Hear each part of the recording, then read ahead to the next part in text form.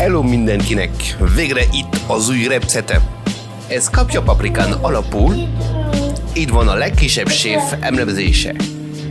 Szia! Én kezdtem a vacsorait, amit A másik kis séf mutatja be a receptet. Be kell küldeni a idalóba, mert ott lehet szannáltani. A szalonna zsírjában fogunk megsütni a paprikát. Júj! Bele is rakhatom még a szalonnát. Ez az edésfajta, úgyhogy rátérünk a minőségellenőrzésre. Ez a kedvenc paprikám, kevésbé kísérű és tökéletes szendvicsekhez is. Most rátérünk az elkészítésre. A paprikát vékony síkokra vágjuk, hogy jó legyen a sütése. 2-3 darabot teszek bele.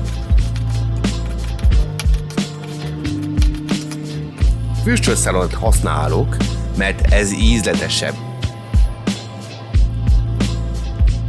Hagyjunk, hogy kicsit megizzadjon, és zsírja tökéletesen megsüti a paprikát.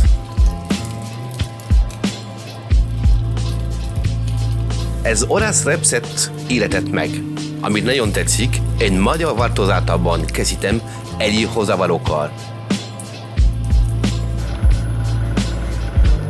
Amint van elég zsír, kiveszem a szalonnát.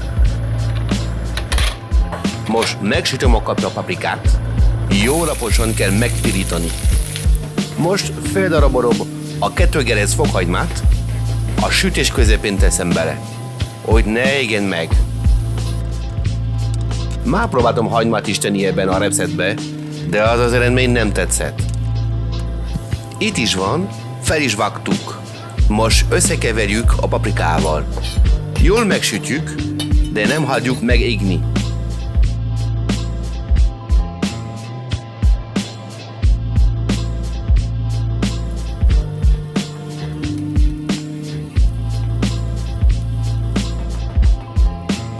Így ez már tökéletes. Most hozzáadom a tejszit. Adjunk egy kicsit főni, hogy hadd vegye a paprika ízét. Egy kicsit besűrűsödik. Amikor a színe egy kicsit sütetebb lesz, akkor kész.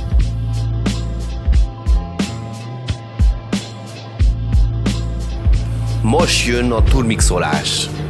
Az egészet egy olyan edénybe teszem, ami kibírja a fröcskő.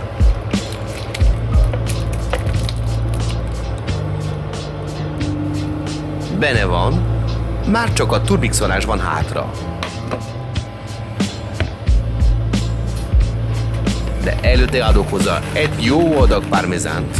Abból soha nem lehet elég. Hozzáadok sót is, természetesen, és egy kis borsot.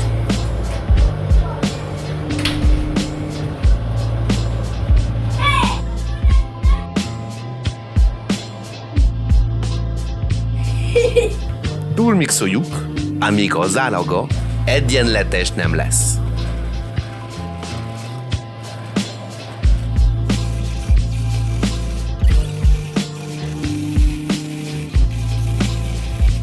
Ez most visszateszem a serpenyőbe, hogy egy kicsit átmelegítsem. De az a szósz már majdnem kész.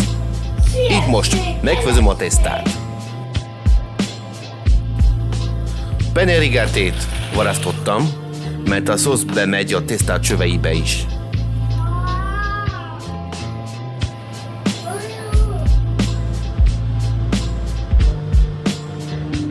Amikor megfőtt, összekeverem a szósszal. Szokás szerint jól elkeverem, hogy szépen eloszuljon.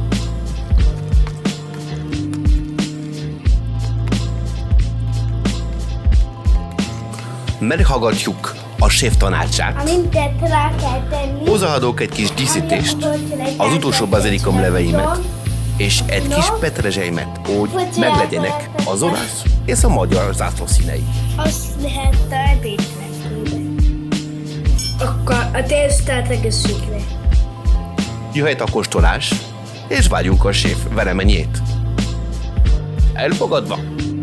Köszönöm, hogy megnéztétek, és viszlát legközelebb!